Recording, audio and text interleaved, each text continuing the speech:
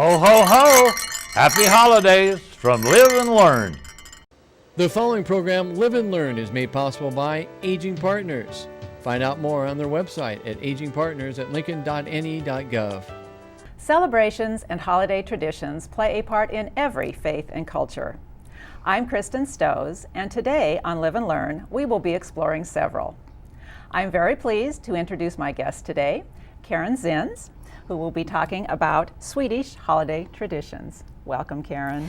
I appreciate this opportunity. Absolutely.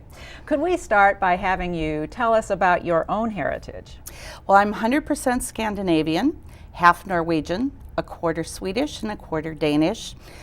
My great-grandparents really have similar stories in that they immigrated from their respective countries with their families when they were very young and settled in central Minnesota. They all lived and helped their families farm homesteaded land. Wonderful. Wow. So it goes way back. Way back. The most important holiday of the year in Sweden is Christmas, and it starts on December 13th with St. Lucia Day. And I believe you have a reading to share with us about this legend. Yes. St. Lucia was a young Christian girl who was martyred on December 13th in the year of 304 AD. The story is told that she would bring food to the persecuted Christians in Rome who lived in the catacombs under the city. She would wear candles on her head so her hands were free to carry the food. Legend has it she appeared centuries later in a glow of light on a bow of a strange ship bringing food during the midst of a severe famine in Sweden. There are many historical proofs of her life and its impact. As early as the 6th century, she was venerated in Rome among the Virgin Martyrs and celebrated and canonized by the Church. At some point, she became the patron saint of Milan. And we have a beautiful doll to show today as you continue to tell us how this legend has continued in modern times. Commemorating St. Lucia Day, December 13th, has been a tradition in the Scandinavian countries since the 19th century. The eldest daughter, dressed in a white robe, red sash, wearing a crown of lingonberry branches and candles, wakes her family bright and early and serves them coffee, saffron buns, or ginger cookies. In public places, such as schools, hospitals, nursing homes, offices, churches, or wherever procession would take place, Lucia is often accompanied by a train of white-clad attendants. The girls wear tinsel in their hair and around their waists, and the boys wear tall paper cone hats with stars on them. They sing traditional folk carols while handing out sweet treats. Lucia means light, and the day celebrates the return of the sun in the midst of winter, and is a reminder of the light of Christmas coming into the world. That's beautiful. That's just beautiful. You have actually experienced taking part in a St. Lucia festival? I have. Back in the day, I attended Swedish Hospital School of Nursing in Minneapolis, Minnesota. Every December 13th, before dawn, our choir would follow St. Lucia through the darkened halls of the hospital, carrying lit candles and singing Children of the Heavenly Father, which is a beautiful Swedish hymn. It was a very moving experience for everybody, for patients, staff, and students alike, and I know I will never forget the beautiful tradition. I can tell you get very emotional about this when you start to speak of it. It must have meant so much to you to be able to do this. It did. It did. It was wonderful. And isn't that the way with holiday traditions? They just tug at your hearts, Yes. I think, and that's the reason they're so important to continue year after year. You want to continue on those wonderful feelings and the traditions. We do. Oh, I love that. That's just beautiful. The decorations, of course, play a huge part in any celebration. And so we have a lovely little Swedish Christmas tree, I believe, to talk about. Though the tradition of the Christmas tree was introduced to Sweden from Germany in the 1700s, it wasn't until this century that the majority of the country adopted this custom. Usually the tree isn't brought into the home until 1 or 2 days before Christmas and is traditionally decorated with Swedish flags, with brightly wrapped candies, ginger cookies in various shapes, red hearts, apples, straw ornaments, and electric lights or candles. Families sometimes have goats made of straw to guard the tree, although I have no idea where that tradition came from. Poinsettias and red tulips are often used to decorate the home, as well as sprigs of straw, which represents the baby Jesus manger. That's really lovely. It's a very colorful, wonderful presence, I think. And we also have a cute little Christmas gnome, this little guy down here on the table, and he is called Tomte. After the meal, a friend or family member dresses up as Tomte. Oh. Unlike Santa Claus, he is believed to have lived under the floorboards of the house or barn, protecting the family and livestock during the year. The make-believe Tomte, wearing a white beard and dressed in a red robe, distributes gifts from his sack. Unfortunately, modern Christmas is quickly catching up in Sweden, and Tomte is beginning to lose his original identity to the commercial Santa figures. Really? Okay. Oh, he's charming, just the way he is. I love it. And we have to talk about the food, because no celebration is complete without the food. Could you please talk about the traditional foods of the season that you love to prepare? Well, growing up in a Scandinavian home, lutefisk and lefse were a staple in the Christmas meal. Okay. I must admit, I do love both. My family isn't so sure, but we'll eat a few bites to humor me if I do prepare it. Lutefisk is a dried cod preserved with a lye solution. Oh. Before cooking, it is soaked in water for several days to rehydrate it, and then it's baked or boiled and served with butter, which is traditionally Norwegian, or a white cream sauce, which is Swedish. If you can get beyond the smell, and I pause on that, and it is prepared properly so the fish is firm and flaky, it really is delicious. Okay. Lefse, which this is lefse, is basically a potato tortilla, which is spread with butter and rolled. Many like sugar on it also. Other foods I've served at Christmas include Swedish meatballs, Swedish potato sausage, pickled herring, scalloped corn, sweet red cabbage, and Swedish rye bread. What I remember most and love baking are the sweet Christmas treats, such as spritz cookies, ginger cookies, krumkaka, sandbakels, and almond cake. Along with a variety of cookies, dessert is usually quite simple, typically a rice pudding. Okay. And is there a legend or a tradition that goes along with this rice pudding? There is. That's so. A popular tradition is to put an almond in the pudding. Whoever gets the almond makes a special wish, or an earlier tradition hints that person would be married within the coming year. I remember my Swedish grandma Daisy served rice pudding most Sunday evenings year-round.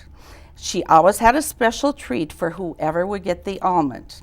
And the pudding itself was never a favorite for me. Okay. But finding the almond certainly was. And a Swedish meal is never complete without coffee. It is usually served with cream and sugar. Wonderful, wonderful. I would love to have a Swedish meal right now. It sounds delicious. Your organization that you are active in is the Norden Club, and I believe we have a little bit of contact information to put on the screen while you talk about Norden Club. Norden Club is an organization established 66 years ago to help preserve the cultural heritage of Scandinavia. That includes Norway, Sweden, Denmark, Finland, and Iceland. We have 3 dinner meetings a year in March, May, and September, and we have a Christmas smorgasbord in December. This year we'll be celebrating our Swedish heritage, and we will have an ethnic dinner, we will have Swedish music, and we are going to have a St. Lucia festival. And it's going to be held on Monday, December 9th. So for any information about the dinner or the club, my contact information, it will be up on the screen. So new members are always welcome. Absolutely. Wonderful. Absolutely. Wonderful. Karen, thank you so much. I'm thrilled to hear that the Swedish tradition is alive and well in the Zins household. It is. And we certainly thank you for sharing your joyous celebration with us today. Thank you. You are very welcome. And Karen and I would like to wish all of you a very good Yule as Live and Learn continues.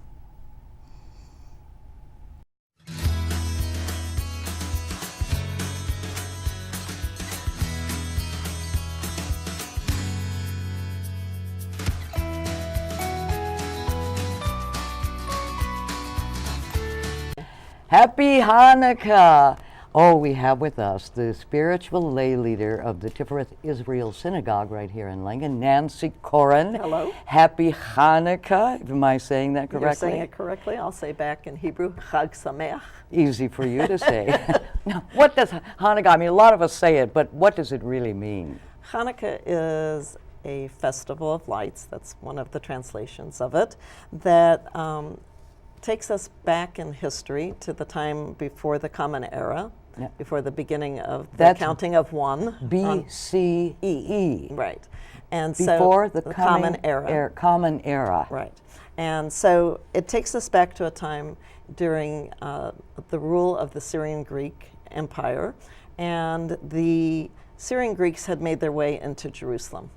And one of the things that they did was that they took over the temple, which was the major place of worship for Jews, took over the altar, made it an altar to Greek gods, and basically said that people within their empire needed to all be one. They couldn't have their own customs and traditions.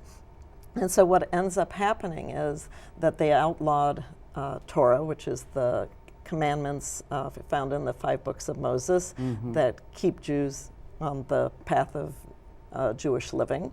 They outlawed the worship on the Sabbath, which was called Shabbat. And that was Friday. That was Friday night to Saturday night, the 7th day. They started sacrificing pigs on altars, which pigs weren't kosher, and so that was a problem. And wouldn't let Jews circumcise their sons, which was a way of bringing them into the peoplehood of Israel. And basically said, you know, if you're going to be part of our empire, you can't be you.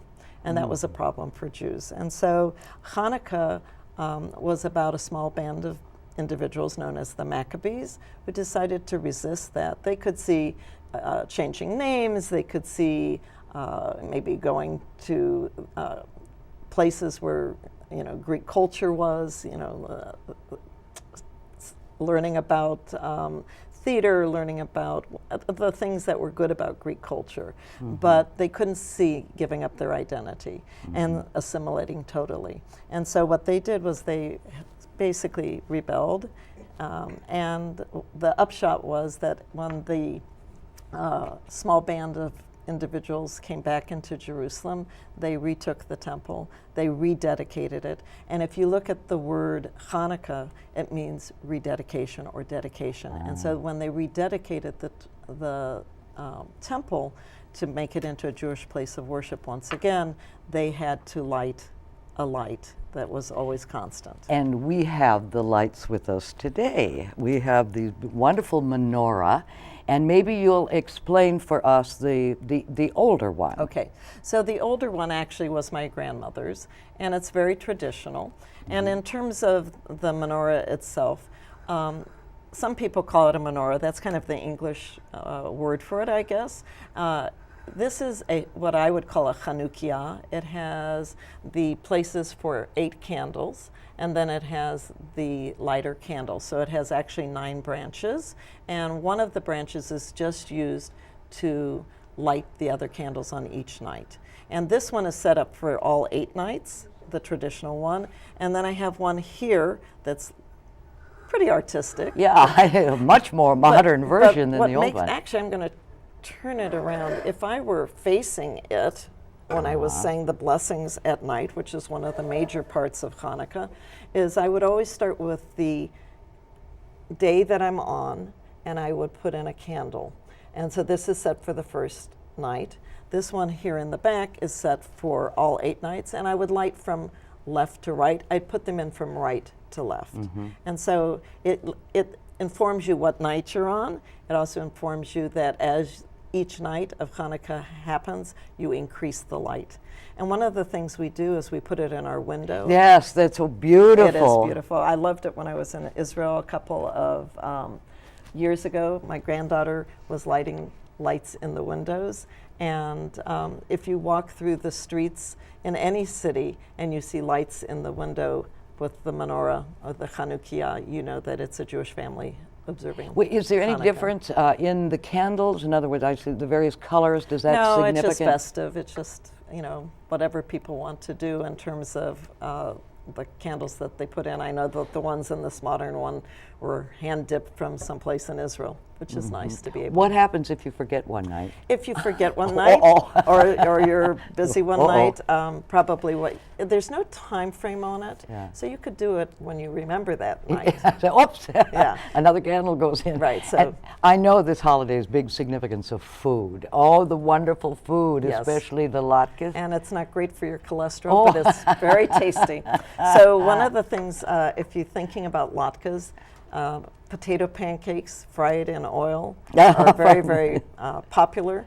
At our congregation, we have a group of men. They bike together on Sunday mornings, and that's their little project as they come into our synagogue. Okay, I'm seeing Gary Hockman right there in the middle Yeah. with the, like, pretending he's the baker. Yes. Are those guys actually making these? They actually make them from scratch.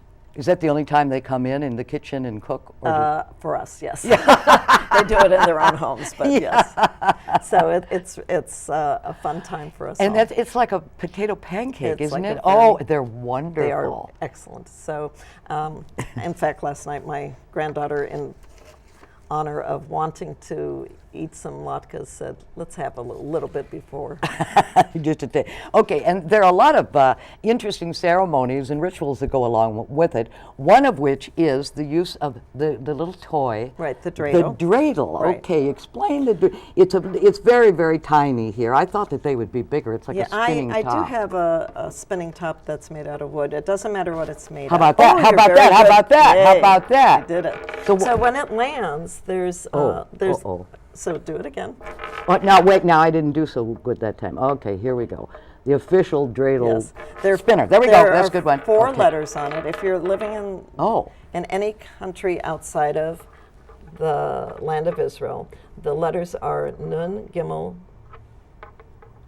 Hey, and Shin. I think You our just- hands are okay. covering up Sorry. what actually So you it is. just got a Gimel. I got a Gimel. Gimel. So let's say you had a pile of coins or a pile of candy, Yeah. and everybody put one into the pot. When you did your spinning and you got the Gimel, you got to give one to the pot.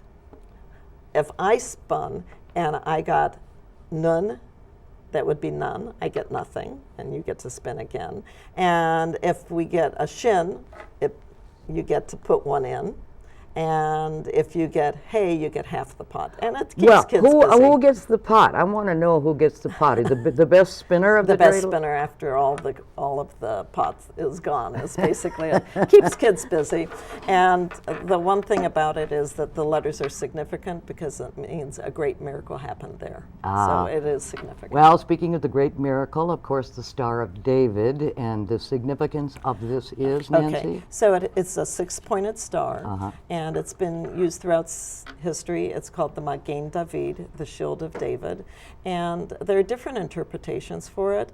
Sometimes when you look at a triangle, you might see the top, the side, and the opposite side, and so sometimes people say each triangle represents God, Israel, and Torah, which are 3 major components of Judaism.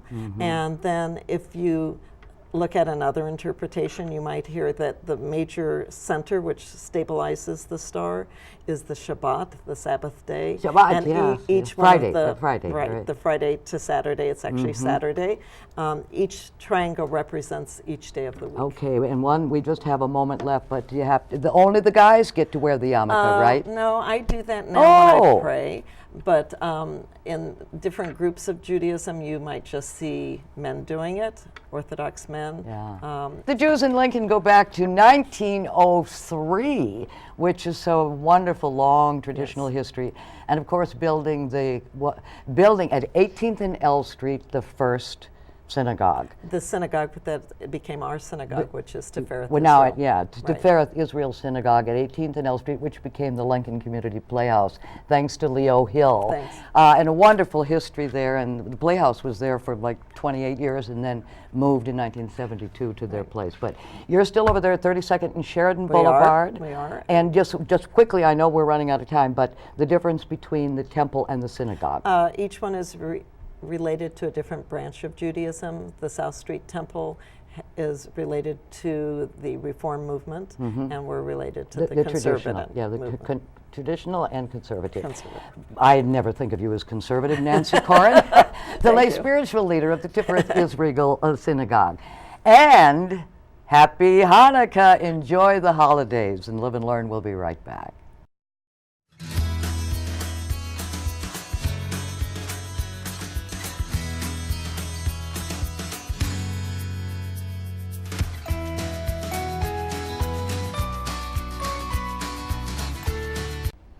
Welcome back to Live and Learn. I'm Harlan Johnson. You know, this time of year, I think about our community and I think about the other cultures that we have in Lincoln, because I know that about 2% of Lincoln's population, or over 5,000 people, are from the Asian culture. And they have many beautiful customs that have been passed down from generation to generation. And so we're going to talk about that. My guest today is Dow Nguyen, who is president of the Vietnamese community here in Lincoln. He's been in Lincoln for about 38 years, and he's an active leader in our community. So, Dow, thank you for coming and being on the Live and Learn show. Thank you for inviting me. Okay. Now, when we think of the Asian community and the holidays, I initially thought of Chinese New Year. Is that the same as other Asian culture, New Year's, etc.? Yes, very same. We, beside the solar calendar, we use the lunar calendar. So the China, Korea, and Vietnam observe the same New Year. So you observe the lunar year, okay? Yes. Now, this year, I know you told me we're in the year of the snake. Yes, of the snake. Okay, yeah. tell me about how that's selected, or a little bit about the year of the snake. Oh, the year of the snake is based on the Chinese zodiac. Within the 12 years, they rotate. The cycle of 12 years, they rotate. Every 12 years, okay. Every 12 years, and within the 60 years, I will talk a little bit later if we have more time.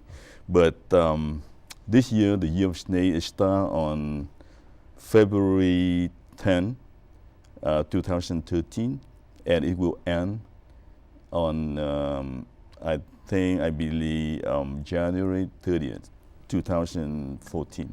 And so then that begins the year of? The snake. Well, after that, the Yeah. year of the horse. The horse. Yes. Okay. And who determines that? Is that just That's based, like the very ancient people determine it, not the religion or not the government or anything. They Okay. base it on the lunar calendar. Okay. Now, what about the year of the horse? What do we celebrate the year of the horse? The year of the horse, like we look at the characteristic of the horse. The kind of animal like to move, like to travel. Horse were born for race and travel. So we celebrate the year of the horse like the year of the snake. Each year had its own characteristic. And the people who were born in that year had some kind of things happen to them different with the people who are born in different years. So in the horse, the year of the horse, we celebrate the new year with the hope of success and traveling, All right. Now, that was one of the questions I was going to ask there. What are there some festivities then that take Yes. place the year of the horse, or Yes. specific about for that year? Yes, for every year we always had activity and festivity for the year. Like on the year of the snake, we had a dragon dance. We have we call it lion dance. And in the years of the horse, we do the same thing every year. But we might have some kind of symbolization, a picture of the horse instead of the picture of the snake or the dragon. We had 12 animals. So in the year of the horse, we how to explain about this one, because each year we had to do the same thing. We celebrate the same thing. You know what I mean? Like we had dragon dance, we had the lion dance, and we had some kind of meeting. People talk about like in the house we can decorate with this kind of flower. In the altar, we had some kind of food. It looked similar to it. Okay. Well, now you mentioned foods. What are some traditional foods that might be found at a festival? And you've brought some nice looking things here. You can see the agro is very Sure, common, yeah. in any festivity, but special in the year, like Lunar New Year.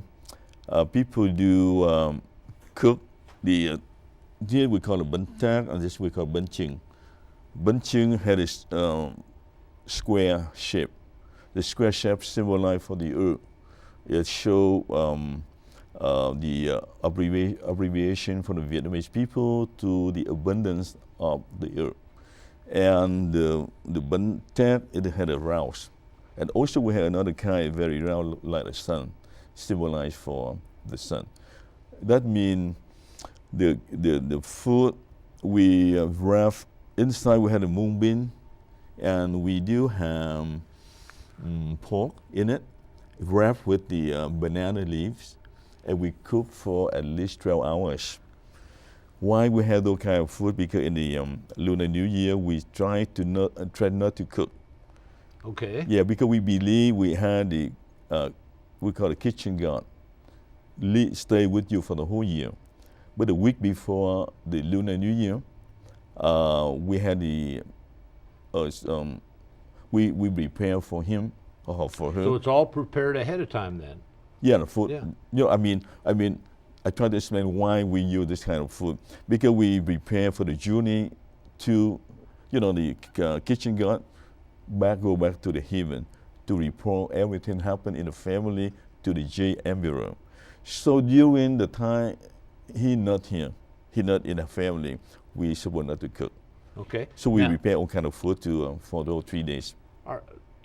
do you do the same traditions here in America that you might do back in, say, Vietnam? Yes, we do. But here we don't have more lots of things like we had in Vietnam. But if you go to the Chinatown, you go to some big town, they had some kind of celebration over there. And also people cook those kind of food too. So a lady just cooked for me those kind of food and brought us to my house, so I can be ready for the show. I was impressed that you prepared this just for the show and had somebody cook it for you. Yeah, because we don't have it until close to the Lunar New Year. Yeah. Lunar New Year for the next year will be on, January 30th. Yeah, so this normally would be something that you would have January 30th. Right. Right. Right. Okay. Well, now, hey, I've been impressed. You have some sweets here for the Yes. kiddos, Yes. and is this prepared primarily for January 30th this year? Then. No, for any Lunar New Year. Okay. And then Lunar New Year for everybody in the family, beside all the foods.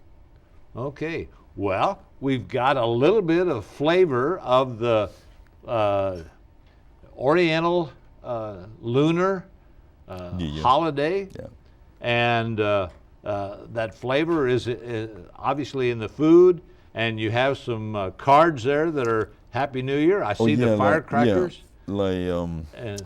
Christmas card here. We send the card to friends, relatives. Sure. Yeah. Okay. And All right. also we do have we got the money, lucky money, to give out to the kids. So they will show the respect to the elders, and the ancestors.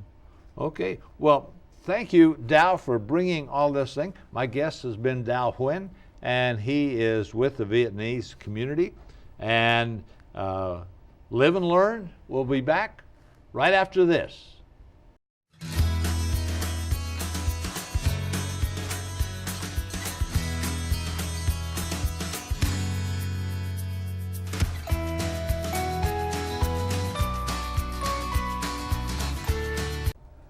My name is Sam Truax, and today my guest on Live and Learn is going to tell us about some of the traditional holiday celebrations of a segment of our society, the Native Americans. My guest is Jessica James Grant, the Workforce Program Director at the Lincoln Indian Center. Thank you for showing us some traditional dress by wearing it today, Jessica. Thanks.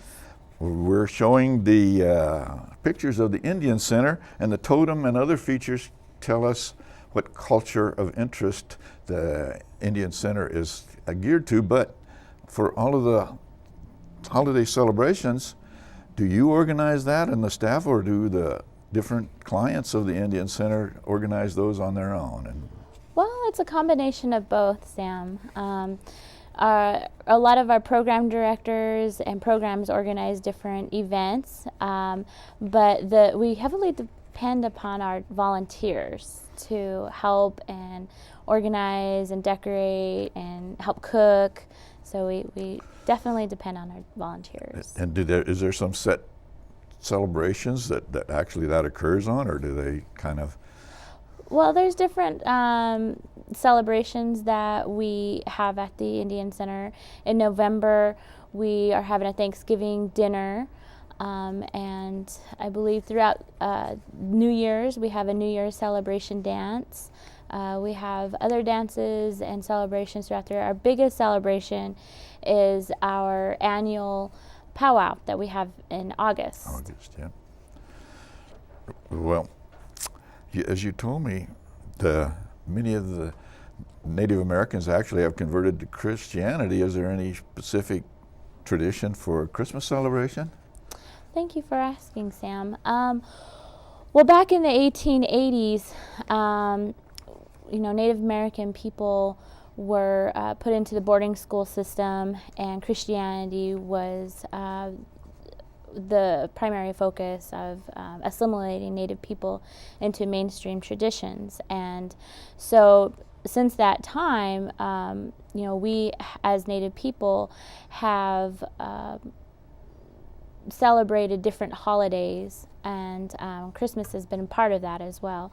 At the Indian Center, we have Toys for Tots that we do, Santa Operation, Santa celebration that we have as well, to give out toys to the community people. So actually they're kind of the Christian traditions just to benefit your clientele to some degree. Yeah, to some degree, and it's not just for Native people too. Yes. I mean, it's for, we serve a lot of poverty, low-income people at our Indian Center, and so that's where that goes.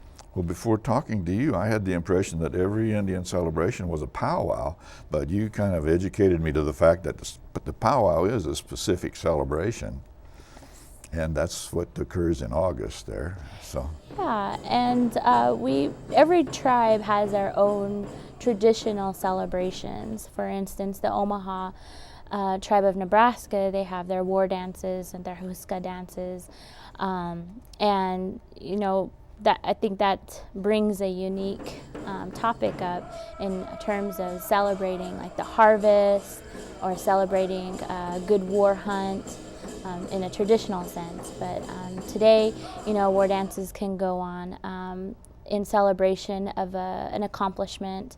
For instance, my husband, he had a war dance when he graduated from college, and it basically sharing the celebration with the community.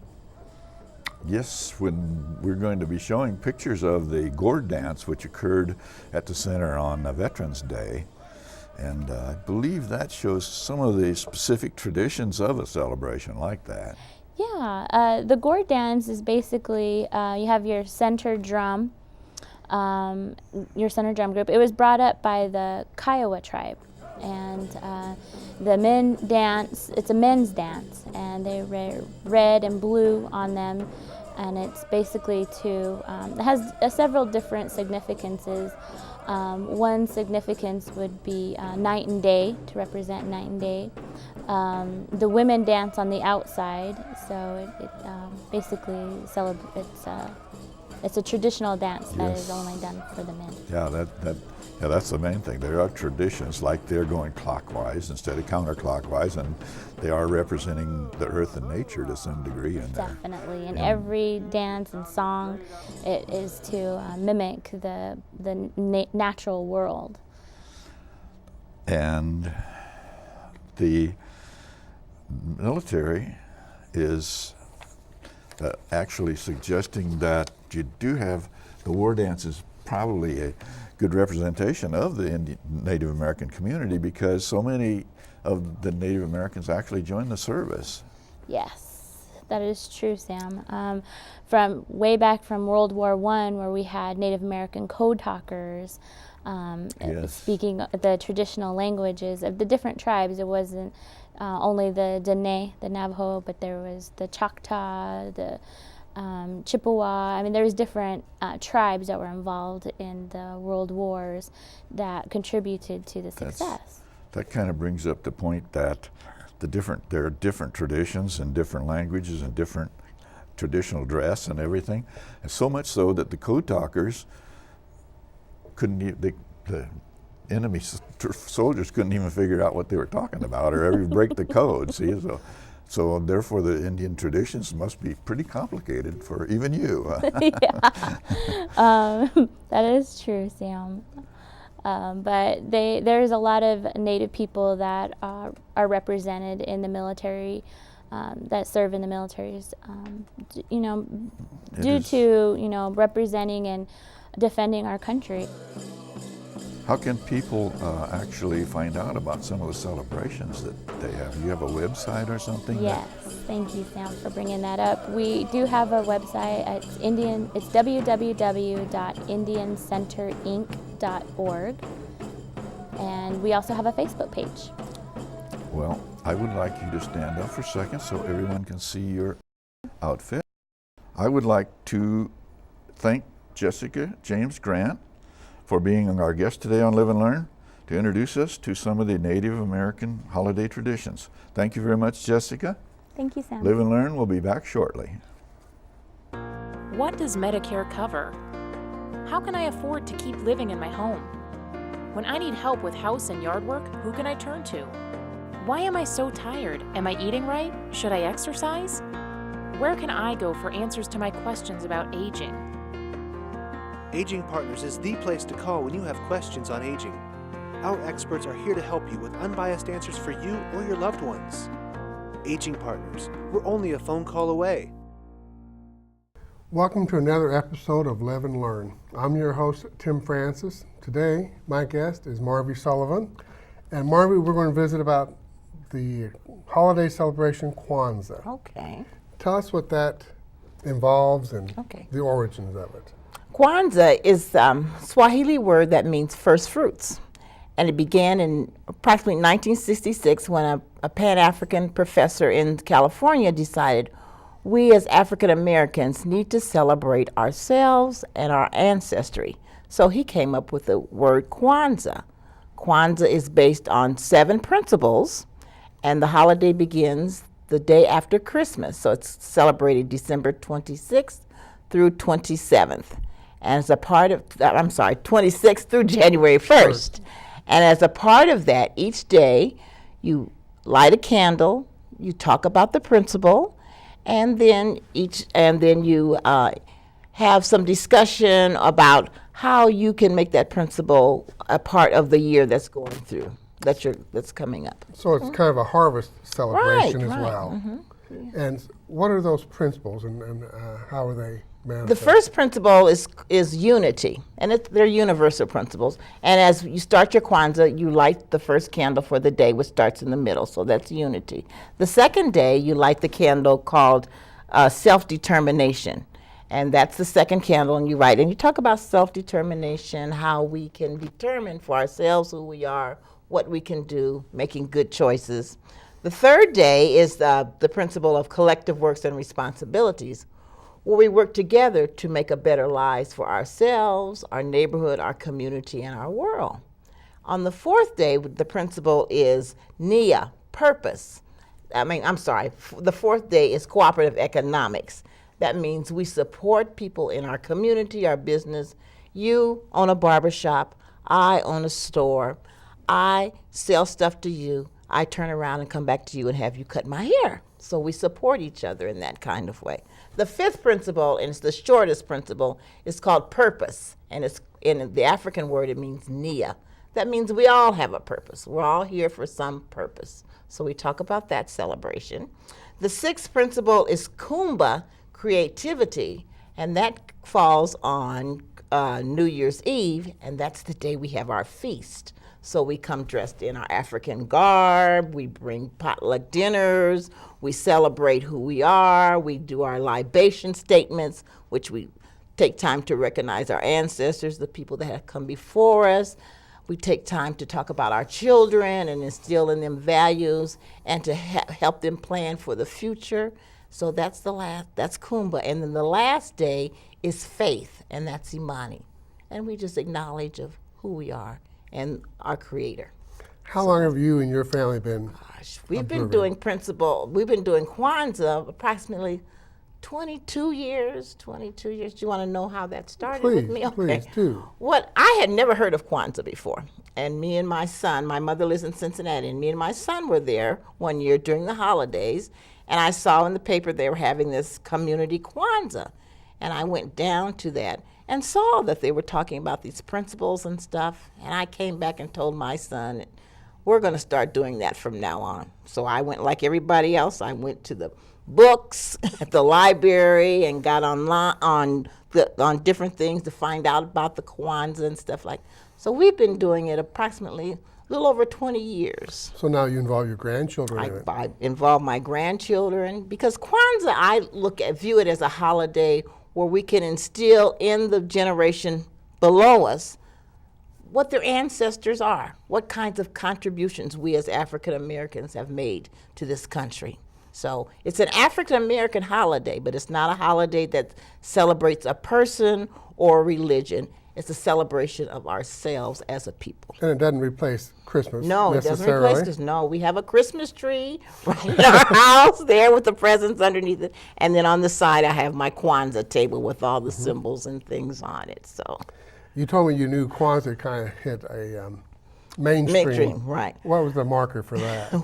One year I said, Kwanzaa has arrived. Hallmark now has a Kwanzaa card. So when you've been recognized by Hallmark. Right. And then one year the post office made a Kwanzaa stamp. So Kwanzaa, I think it's a nationally known kind of celebration. Okay. That helps a lot to know how you were attracted to it. Has it become a more prominent celebration in Lincoln? It has. You have a following? It started out first in just me doing it at my house, and then I have friends over to be a part of that. And now they do it in the community now. Malone has the annual Kwanzaa celebration that I participate in. Some of the different organizations may have a Kwanzaa as part of what they do, as part of whatever they may do. For years, I've done it at a couple of the community centers. One year, even the York Women's Prison asked me to come out, and I did Kwanzaa with the women out there. So, and I've done little presentations in the schools and those kinds of things to talk about Kwanzaa. It's something I really enjoy, something, that gives me a chance to talk about African Americans and what they have contributed, and then also to talk to children to say, hey, you are a part of all of this that goes on. And they're universal principles. We all can talk about unity. And benefit. And benefit from those principles. That's true. And establish those values and reinforce those values. That's right. So if one wanted more information about Kwanzaa, it's available. Right. Like I said, the Malone Center has a celebration every year. Of course, you can always go to your local library. They have books on Kwanzaa. Those are the stores. I'm sure you can Google it. I'm sure you can Google anything. I'm sure you can. Marvy Sullivan, I thank you for being with us and explaining Kwanzaa to us. For having me. Do you have one final word for us on the subject of Kwanzaa? In the tradition of the Swahili word, Habaragani, let's pull together. Thank you very much. This is Tim Francis for Live and Learn, and we'll be back with more holiday stories. Thank you.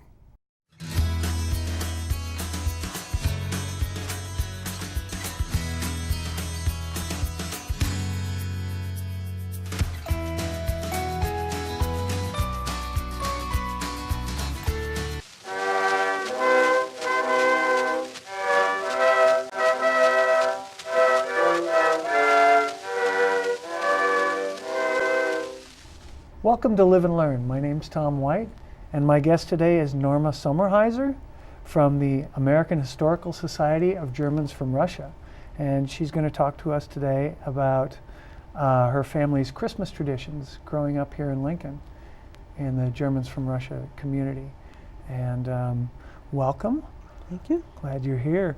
And so Norma, first of all, tell us a little bit about the society. Well, the American Historical Society of Germans from Russia is an international organization headquartered here in Lincoln at 631D. And our mission is to collect, preserve, and disseminate as much information as we can about the Germans from Russia. And we think we've done a pretty good job because we believe that we have right here in Lincoln the largest collection of information on our people that exists anywhere in the world. That's great. That's great. And we're not done yet. Oh, okay. And so what I really wanted to talk to you, because it's the holidays, talk a little bit about your Christmas traditions growing up in the community. So can you tell me a little bit about what happened leading up to Christmas? Well, when I was a child, I was taken to a department store to see Santa Claus. Well, in Russia, and when our people came over to the United States in the early 1900s, they didn't have Santa Claus. They had the Pelznickel, or the Pelzmann. The Pelzmann. Pelz was, in German it's spelled P-E-L-Z, and it means fur. And the Pelzmann made house calls. He came to visit homes in the community during Advent. And he would go into a family's home dressed with a long fur coat, a belt around, it was probably a chain, something that rattled when he walked, and a strange looking hat, and a horrible looking mask, something like this. Yeah. That's horrible. And to complete the costume, he carried a large burlap bag. And when he went into the homes, he would ask the children if they had been good. Well, of course, the kids were going to say they had been good. But then he would ask the parents. And sometimes the children would all be sitting in a row, maybe, or all in the same room, and the father would say, well, this one was good, and this one was, well, not so good. And he would say, well, which one was not good? And he'd point maybe to one of the smaller ones. And the Pelznickel would promptly sweep him up, put him in the burlap bag, and take him outside. Pure terror for that child, yes. But it didn't last very long. The Pelznickel would take him back in, and then he would pass out some treats for all of the children. This was during the Advent period. Now, 2 or 3 days before Christmas, the Christkindje came. And the Christkind was a lady, or maybe a young woman, and she was dressed in a beautiful white dress and a white hat. Sometimes it was a fur hat, and sometimes a little crown of white flowers. And the Christkind, that means Christ child. And she represented the coming birth of Jesus, of the Christ child, and she represented the mercy or the goodness in the Christ child would bring to us. Yeah. And then our Christmas tradition, in our culture, home and family was utmost important because our people were leaving their homes in Russia, taking a long journey. But after everyone had housing, the first thing they wanted in their community was the church. And the highlight of our church year was the Christmas program in the church. And a few weeks before Christmas, the Sunday school teachers would hand each child a little piece of paper that had a verse on it. And that was your piece that you were to speak in the Christmas program on Christmas Eve. So we took those home and we worked and worked. Our parents, our mothers especially, were not going to let their kid be the one who didn't know their piece on Christmas Eve. How long was the piece? Not very long, maybe 3 or 4 little lines, depending on the age of the child. Yeah. The youngest ones learned a song, usually Away in the Manger or something like that. But the older ones had their piece, and we worked and we memorized and we rehearsed in the church what we were to do on Christmas Eve. And the big night came and we were all seated in our proper places. When it was time to do our piece, each class would walk to the front of the church, turn around, and when you did that, everything you had memorized left. When you were standing there seeing 200 or 300 or 500 or 600 people looking at just you. But we all made it. When we got back to our seats, of course, we remembered our verse perfectly. But it was too late then, but we weren't forgotten. When we left the church that night, each child was given a bag of treats. And the bag had an orange and an apple and nuts, usually nuts in the shell. And then candy, and the candy wasn't wrapped.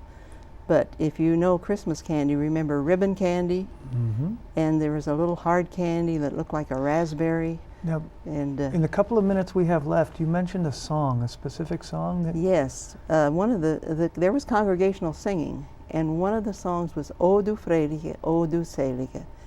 The tune is the Sicilian Mariners Hymn, but it was a very up-tempo song, and everyone in the church sang. We were taught to sing like we meant it, and we did.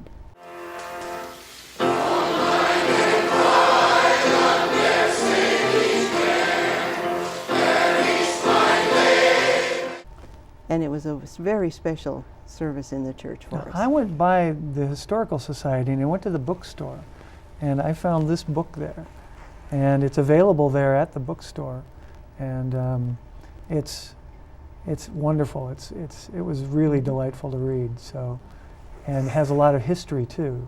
So, yes.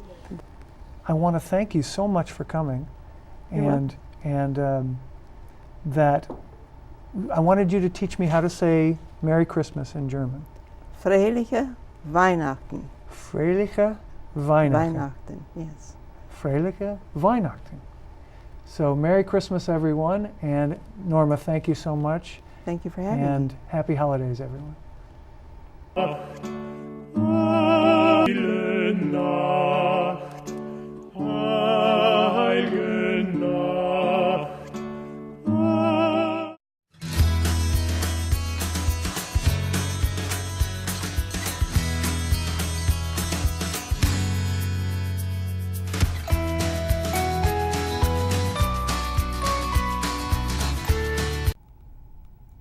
I'm Chris Beckenbaugh. Welcome back to Live and Learn.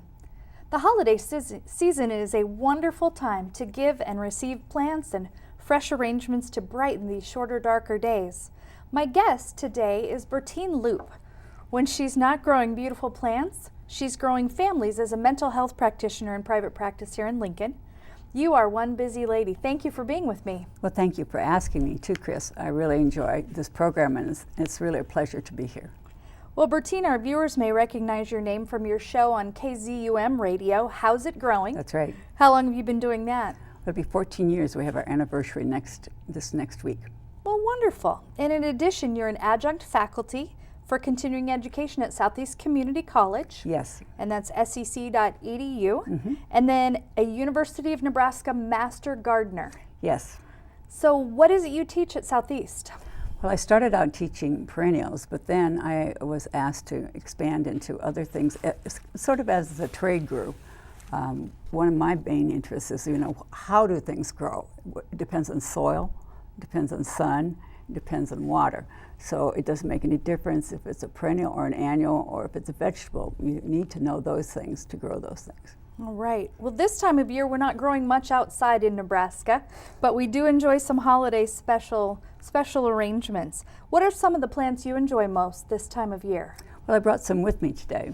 On the far left are Stars of Bethlehem, and that's a lovely plant to even have outside, and you can bring that in and enjoy it. One thing I would say is anytime you get a bulb that's blooming, you buy it at a store now, you have to really work hard to get it to last outside because they've forced it. Mm-hmm. Okay. And then this next plant right here? That plant is a paperwhite. I didn't know till several years ago that there are about 3 or 4 different kinds of paperwhites. Some have a higher odor than others do, but they all have a scent. And you were sharing with me earlier that that bulb looks familiar. These are related to? Garlics and alliums. They're garlic, okay. Garlic and onions, all those things that are in the allium family. So we can see how they might have very strong and powerful odors. Not only that, but they repel deer. That people use them to repel deer. Daffodils also are very good to do that with. Well, interesting. So we get these lovely plants and we want to give them to someone as a gift. How do we get them home safely? Well, that's always been very interesting to me because I'll see people walk out with a plant, even at a quick shop. They'll just take a rose and walk it to their car and just take it on. But in fact, you should have it at least in a sleeve, cellophane, and then wrap it in paper just to protect it, because once temperatures get below 40 degrees here in Nebraska with the wind and the environment that we've got, you should have it double wrapped. So you might have it in cellophane at first, or you might have tissue around it, but then additionally you need to have a brown paper sack or something that goes around it, and don't hesitate to ask for that, because there was nothing worse for me than my mother saying, that plant that you brought me died the next day. And I went, oops. So it's not the plant's fault, it's how we transport them. That's right. So once we get them home, let's say we bring home that beautiful poinsettia, where are we going to store that in our home? Well, you're going to bring it out and set it out for them for when you want to use it and have guests in your home. But then when you're not, give it some rest. They never ever like to be in direct sunlight because that'll wilt them very quickly, like even within an hour, depending on where your heat register is. Because the cold that comes in with the glass, if it's by a window, is counteracted by the heat that's coming out by the heat vent. So keep it about 10 feet from a window or that kind of light source, because the other part of that is, of course, the sunlight itself. So the top of the television is not a good home. No, not at all. Not a good home for your plants. What's the right amount of water? It depends on the plant, and that's why it's just so important for people to read the label. And when they get that plant, if you look at that and you want to hand that to me, it says different things on it. And people, oh, that's just a label. Well, it's a lot more than that. And if you get a plant, or you're going to buy a plant, and it doesn't have a label, ask for one, and from your person that helped you, or else when you go to check out, because it gets you all kinds of directions. It'll tell you the temperature range for it. It'll tell you how much light it needs. And all of these plants, because they're blooming, cannot tolerate direct sunlight because they're not outside plants. They're just very tender. So they're hothouse and yes, they are. Pretty delicate, delicate flowers. So how do we know if it's getting too much or too little water? Well, I was giving the example of I'd given a psychologist who works with me a really beautiful plant, and he came back with it. He said, oh, it started to die right away. And the container he had was sort of sloshing. And I said, well, obviously that's too much water. And then it wasn't getting water because the water was too far away from the base of the plant. So sloshing is not good. No, too much. People tend to either extreme overwater or extreme no water. That's a big mistake people make about sedums or even cacti, because if you have them outside and you're transplanting them, every plant needs some water. So you can't forget that. So we get those beautiful cactus, or the beautiful Christmas cacti. Christmas cacti, which are actually a cactus, aren't they? They're in that family, yes. Okay. What if we feel the need to give them a haircut? What's the best way to do that? Well, depends on what kind of plant it is. And again, it would be on the directions, or you could call the garden center where you got it, or perhaps the florist, they would know, or the garden center. Otherwise, you can go online and just look that plant up, and it'll tell you about what it needs for being cut back and what its needs are. And I think right away about my Christmas cacti, then you break the nodule that was blooming off of it. And that's how you get it to grow and bloom again next year. But it's different for different plants. If you had a rose, it would be much different, or you had some other kind of plant besides that was going to go outside. Miniature roses are a very good example, because they are the toughest plant you can get. It grows on its own root, And so it's very hardy, but people think they just throw it away. And in fact, you can have it in a cool place and kind of dorm it, but keep it a bit watered, and then put it out with the rest of the roses in the spring. And it'll do well. With the right tender, loving care. So you mentioned bringing a plant back for next year. Do you keep poinsettias, or do you let them go, or how do you manage, or an amaryllis? Do you just cut that back, and how do you store that for the? Well, in the case of like an amaryllis, you do cut that back and you let it cool, and then there's a neb guide that we have that's excellent about it. Once you do that, about how to store it, you can leave it stored, or you can put it out in the shade, in the coolest part of your garden, in the shade, and it'll grow those long straps again. And then in the fall, you cut that back because it is its nutrition source. Wow, we've got some beautiful things here. One of the things we talked about was wire-edged ribbon, and what an advantage that's been to bow tying. That's right. For many people, it's been a great leap forward, because before this, I don't know how they did it, because you can tie anything with wire. Wire, and make it look good. Well, some other resources besides the tag that we might find for caring for our beautiful winter treats, where might we look? Well, you could call House of Growing, because it's a live call-in show, and you just ask, and we answer any gardening question, or we'll find out about it and get back to the person. If it's during the season of farmers markets, you can come to the Master Gardener booth or table that's there with that of the manager, like at Old Cheney Road Farmers Market. And they, in fact, are joining other farmers markets and having an indoor market a week from Saturday. So they're really zooming in on this growing your own food. Well, wonderful. Well, we want to thank you for being on Live and Learn and bringing in some early holiday beauty, and we really appreciate your wisdom that you shared. Thank you. And thank you for being with us for this episode of Live and Learn. We're going to have a Happy New Year. How about you? Happy New Year from Live and Learn.